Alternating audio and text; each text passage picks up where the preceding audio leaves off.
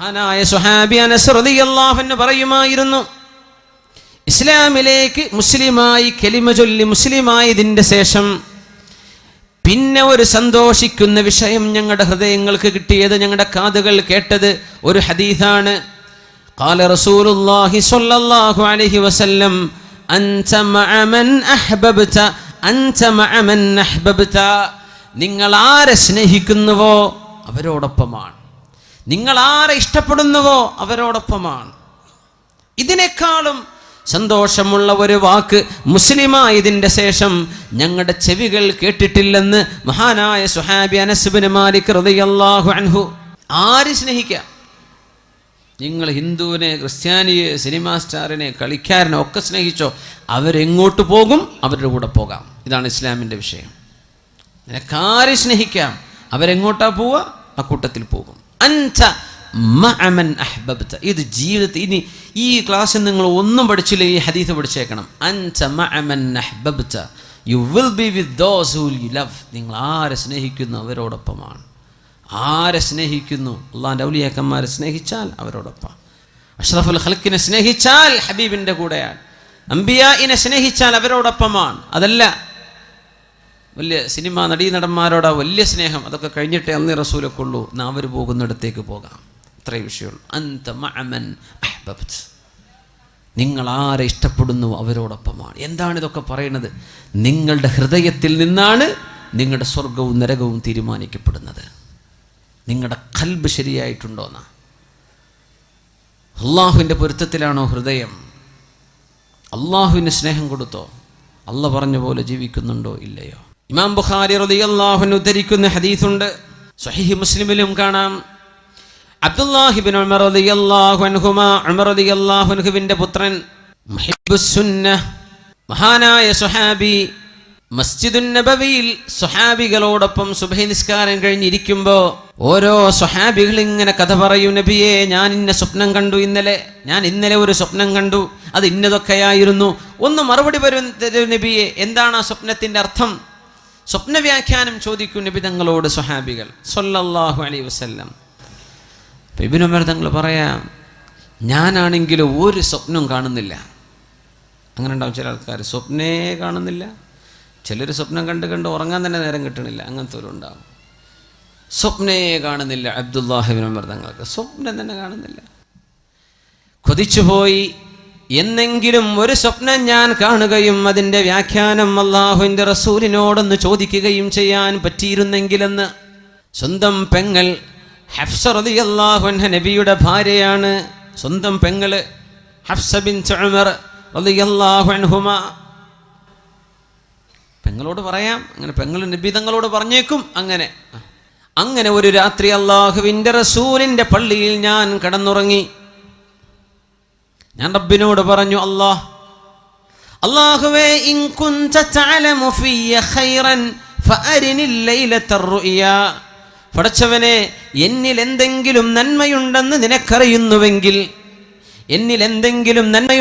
നിനക്കറിയുമെങ്കിൽ ഒരു സ്വപ്നം ഒന്ന് കാണിച്ചു തരണം. ഇന്ന് രാത്രി തന്നെ ഒരു സ്വപ്നം കാണിക്കണം. ഫറഅയ്തു, അങ്ങനെ ഞാൻ അന്ന് സ്വപ്നം കണ്ടത്, അതാനി മലക്കാൻ, രണ്ട് മാലാഖമാർ എൻ്റെ കൈപിടിച്ച് കൊണ്ടുപോയി എന്നെ.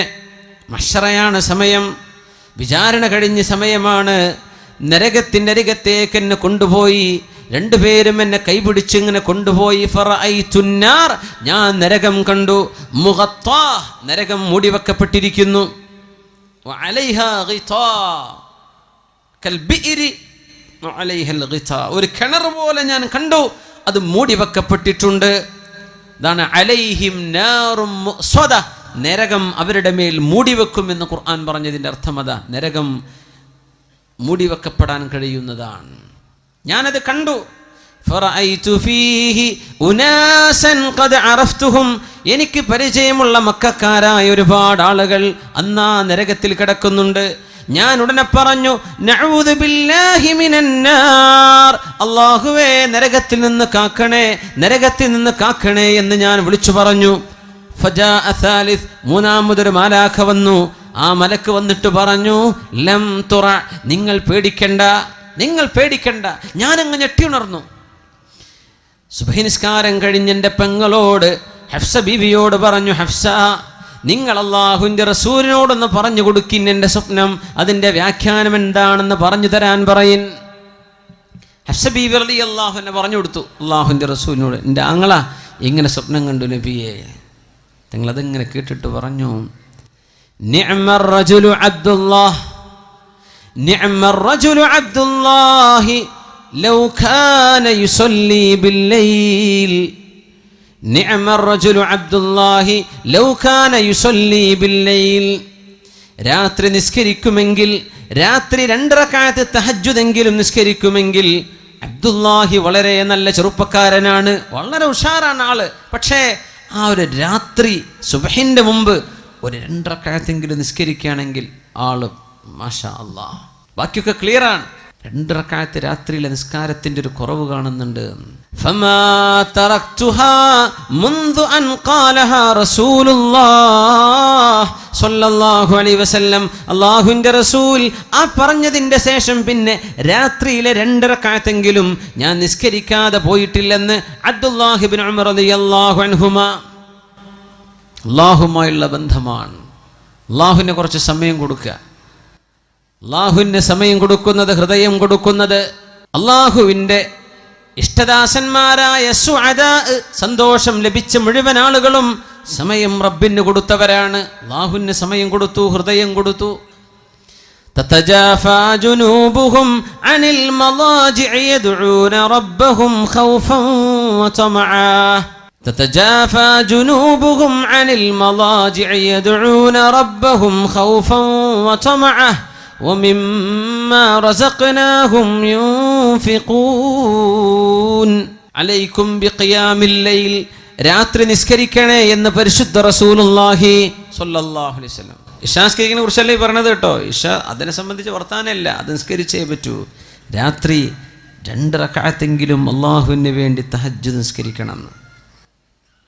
അലൈക്കും ബിഖിയാമിൽ ലൈൽ, നിങ്ങൾ രാത്രി നിസ്കരിക്കണേ എന്ന് പരിശുദ്ധ റസൂലുള്ളാഹി സ്വല്ലല്ലാഹു അലൈഹി വസല്ലം.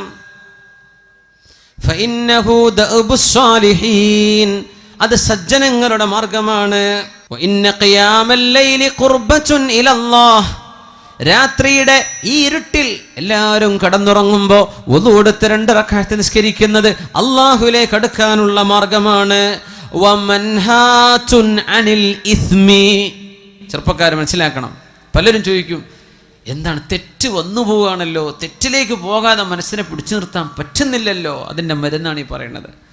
വമൻഹാതുൻ അനിൽ ഇസ്മി, തിന്മയിലേക്ക് പോകാതെ നിങ്ങളെ തടഞ്ഞു നിർത്തണമെങ്കിൽ രാത്രി 2 റക്അത്തെങ്കിലും തഹജ്ജുദ് നിസ്കരിക്കുക.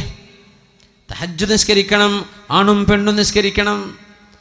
ചെറുപ്പക്കാരും ചെറുപ്പക്കാരികളും നിസ്കരിക്കണം. വമൻഹാതുൻ അനിൽ ഇസ്മി, തിന്മയിലേക്ക് പോകാതെ നിങ്ങളെ അല്ലാഹു രക്ഷിക്കണമെങ്കിൽ 2 റക്അത്തെങ്കിലും ഒരു ദിവസം നിസ്കരിക്കുന്ന അല്ലാഹുവിന് വേണ്ടി. സുബഹിക്ക് മുമ്പ് ഒരു 10 മിനിറ്റ് മുമ്പ് എഴുന്നേറ്റത്തിന് കിട്ടും. അരമണിക്കൂറോ 1 മണിക്കൂറോ മുമ്പ് പറ്റുന്നവർ അങ്ങനെ. തെറ്റുകൾ സംഭവിച്ചു പോയതെല്ലാം അല്ലാഹു പുറത്തു തരാൻ ആ രാത്രിയിലെ 2 റക്അത്തിന് സാധിക്കുമെന്ന് റസൂലുള്ളാഹി സ്വല്ലല്ലാഹു അലൈഹി വസല്ലം. അവസാനത്തേത് ശരീരത്തിന് വരുന്ന വലിയ വലിയ അസുഖങ്ങളെ തടുക്കാനും രാത്രിയിലെ നിസ്കാരത്തിന് കഴിയുമെന്ന് റസൂലുള്ളാഹി സ്വല്ലല്ലാഹു. എത്രയോ ക്യാൻസർ രോഗികളുണ്ട്. അല്ലാഹുവർക്കൊക്കെ ശിഫ കൊടുക്കട്ടെ, അല്ലാഹു സലാമത്ത് നൽകട്ടെ. കിഡ്നി ഫെയിലിയറും പ്രശ്നങ്ങളൊക്കെ ഉള്ള ഒരുപാട് വലിയ വലിയ രോഗമുള്ള ആളുകൾ, അല്ലാഹുവർക്കൊക്കെ ശിഫ കൊടുക്കട്ടെ. അല്ലാഹു ശിഫ കൊടുക്കട്ടെ, അല്ലാഹു ശിഫ കൊടുക്കട്ടെ. മത്റദത്തുൻ ലിദ്ദാഇ അനിൽ ജസദ്, അസുഖം, വലിയ വലിയ അസുഖം വരാതിരിക്കാനുള്ള ചികിത്സ രാത്രിയിലെ നിസ്കാരമാണ്. ചെയ്തു പോയി തെറ്റുകൾ പൊറുക്കപ്പെടാൻ രാത്രി നിസ്കരിക്കണം. തെറ്റിലേക്ക് ചിന്ത പോകാതിരിക്കാൻ രാത്രി നിസ്കാരം. ഖുർബത്തുൻ ഇലല്ലാഹ്, അത് അല്ലാഹുവിലേക്ക് അടുപ്പിക്കുകയാണ്. അല്ലാഹുവിലേക്ക് അടുപ്പിക്കുകയാണ് നമ്മളെ. എല്ലാവരും ഉറങ്ങല്ലേ, അത് ആരും അറിയുന്നില്ല എന്നതാ പ്രത്യേകത. നിങ്ങൾ സുബഹിസ്കാരത്തിന് പോയ ആരെങ്കിലും സുബഹിസ്കാരത്തിന് വരുന്ന ആളാ, അത് 4 ആൾ അറിഞ്ഞെന്ന് വരും. ആ വരുന്നവരറിയുമല്ലോ. ളുഹറിന് പോയാലും അറിയും, സുബഹി അസറിന് പോയാലും അറിയും, മഗ്രിബിന് ഇശാക്ക് പോയാൽ ജുമുഅക്ക് പോയാലും മനുഷ്യന്മാർ കാണുന്നുണ്ട്. പക്ഷെ ആരും കാണാതെ അവനവൻ്റെ വീട്ടിൽ. ചിലർ പറയും രാത്രി നിന്ന് നിസ്കരിക്കുമ്പോൾ വലിയ വെളിച്ചല്ല ബൾബൊന്നും ഇട്ടേക്കരുത് റൂമിൽ. ബാക്കിയുള്ളൊരു നാട്ടുകാർ കണ്ട ആൾ നീച്ചിട്ടുണ്ട് കേട്ടോ എന്ന് അറിയുമല്ലോ, അത് അറിയിക്കണ്ട, ഇതാരും അറിയണ്ട, നിങ്ങളും പടച്ചോനും മാത്രം അറിഞ്ഞാൽ മതി. നമ്മൾ ഈ പബ്ലിസിറ്റി ചെയ്യാൻ ഒരുപാട് ഉഷാറാണ്. നമ്മൾ ഒന്നും ചെയ്യേണ്ട ആവശ്യമില്ല. എന്താ പബ്ലിസിറ്റി? നമ്മൾ അള്ളാഹുവിന് വേണ്ടി കുറച്ച് ഒളിപ്പിച്ചു വെക്കുക, നമ്മളും റബ്ബും മാത്രം അറിഞ്ഞാൽ മതി. ആ ഒരു ബന്ധം അങ്ങോട്ട് ആയിക്കഴിഞ്ഞാൽ ഇൻഷാ അള്ളാഹ് അതിൻ്റെ മധുരം നിങ്ങൾക്ക് ആസ്വദിക്കാൻ പറ്റും.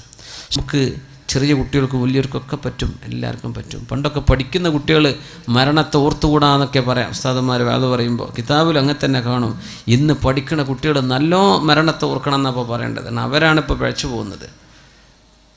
നല്ല ഓർക്കണം, അള്ളാഹുലേക്ക് മടങ്ങുക. മരിച്ചു പോകേണ്ട ലോകമാണ്. ആത്മാക്കളുടെ ലോകത്തും തുടങ്ങിയ യാത്രയിലെ ചെറിയൊരു ഭാഗത്താണ് നിൽക്കുന്നത്. ഇനി ഖബറിലുള്ള ജീവിതം ദീർഘമാണ്, മഹ്ശറ ദീർഘമാണ്, അതിൻ്റെ ഇടക്കുള്ള 40 ദീർഘമാണ്, പിന്നെ ആലമുൽ ആഖിറ അനശ്വരമാണ്. ഇവിടെ കുറച്ച് നേരത്തൊരു വെയിറ്റിങ്ങിലേക്ക് നമ്മൾ വന്നിരിക്കുന്നത്. ഇത് ക്ലിയർ ചെയ്യണം. അതിന് മനസ്സ് അള്ളാഹുലേക്ക് കൊടുക്കും. അള്ളാഹു നമ്മെ സഹായിക്കട്ടെ. അതുകൊണ്ട് നമ്മളൊരു നിയ്യത്ത് ചെയ്യുക ഈ സദസ്സിൽ വെച്ചിട്ട്. എന്ത്? നേരത്തെ കിടന്നുറങ്ങണം കേട്ടോ. 2 മണിക്ക് പോയി കിടന്നുറങ്ങിയിട്ട് നിങ്ങൾക്ക് സുബഹി പോലും കിട്ടൂല, ഉറപ്പാ. Early to bed early to rise. നേരത്തെ ഉറങ്ങുക, നേരത്തെ എണീക്കുക. അള്ളാഹു നമുക്ക് ആയുസ് ആരോഗ്യം തരുന്ന കാലത്തോളം നമ്മൾ ഇൻഷാ അള്ളാഹ് ചൊല്ലിയിട്ട് 2 റക്അത്തെങ്കിലും ഞാൻ തഹജ്ജുദ് നിസ്കരിക്കും. പിന്നെ സുബഹിനെ പറ്റി വർത്താനല്ലല്ലോ, സുബഹിക്ക് അള്ളാഹുവിനെ പ്രശ്നം വരുന്നില്ല. തഹജ്ജുദിനെ പറ്റി നമ്മൾ പറയുന്നത് 2 റക്അത്ത്.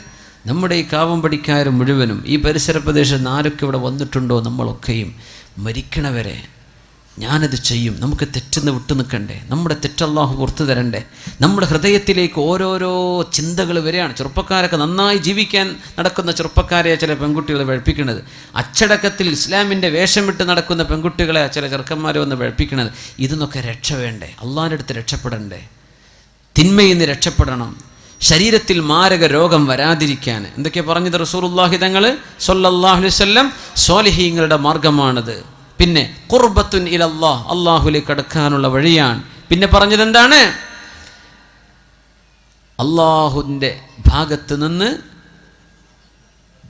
സഹായം കിട്ടും തിന്മയിലേക്ക് പോകാതിരിക്കാൻ. തിന്മകൾ അള്ളാഹു പുറത്തു തരും. ശരീരത്തിന് അള്ളാഹു രോഗം വരാതെ കാത്തു സൂക്ഷിക്കും. 2 റക്അത്തെങ്കിലും മിനിമം. അള്ളാഹു അനുവദിച്ചാൽ, അള്ളാഹു തൗഫീക്ക് തരികയാണെങ്കിൽ നമ്മളൊരു തീരുമാനം എടുക്കുക. ചിലപ്പോൾ ഉറങ്ങിപ്പോയി എന്ന് വരും, അതിനെ സംബന്ധിച്ചല്ല പറഞ്ഞത്. പക്ഷേ നമ്മൾ പരമാവധി പരിശ്രമിക്കും. അത് ചെയ്യുന്ന ആളുകൾ നിലനിർത്തി കൊണ്ടുപോകാൻ നീയത്ത്. ഇതൊക്കെ നിസ്കരിക്കുന്ന ആൾക്കാർ ഇവിടെ ഉണ്ട്, സദസ്സിലുണ്ടാവും. അവരുടെ മുഖത്ത് വെളിച്ചം കാണും, ദുആ ഉണ്ട്. ഇബ്നു അബ്ബാസ് റളിയല്ലാഹു അൻഹു പറയും, രാത്രിയുടെ ഇരുട്ടിൽ നിസ്കരിച്ചാൽ അത് പകലിൻ്റെ വെളിച്ചത്തിൽ മുഖത്തിന് ദുആ ആണ്, പ്രകാശമാണ്. അള്ളാഹു നമ്മെ സഹായിക്കട്ടെ. അതുകൊണ്ട് ഇനി ഞാൻ പരിശ്രമിക്കുമെന്ന് എല്ലാവരും ഒരു ഇൻഷാ അള്ളാഹ് പറഞ്ഞാട്ടെ. ഓർക്കെ, ഇൻഷാ അള്ളാഹ്. അള്ളാഹുവിനെ മുൻനിർത്തിയിട്ട് നമ്മൾ ചെയ്യാണ്.